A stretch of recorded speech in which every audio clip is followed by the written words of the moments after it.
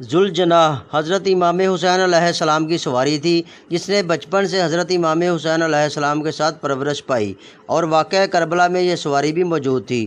محرم الحرام کے سلسلہ میں نکالے جانے والے جلوسوں میں شبیہ ذوالجناح کو بہت اہمیت حاصل ہے، جس نے کربلا میں وفاقی تاریخ رقم کر دی۔ شبیہ ذوالجناح کا میں ہی خدمت گار ہوں۔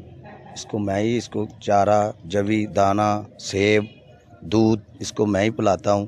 اس کو صبح سائر پر بھی لے کر جاتے ہیں، اور اس کو واپس آ کے اس کو کھرکنا وغیرہ لگاتے ہیں، پھر اس کو چارے پہ باندھ دیتے ہیں۔ شبیہ ذوالجناح عربی نسل کی سواری ہے، جس کا پورا سال عقیدت اور توجہ سے خیال رکھا جاتا ہے۔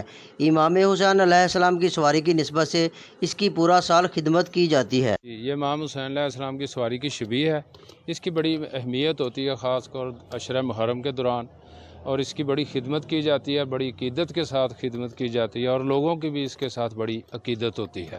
ہر سال محرم الحرام میں ذوالجناح کے جلوس برآمد کیے جاتے ہیں، اور شبیہ ذوالجناح سے عزادار اپنی عقیدت کا اظہار کرتے ہیں۔ کیمرہ مین اور رپورٹنگ ٹیم کے ساتھ محمد امین رضا، واش نیوز، ڈسکا۔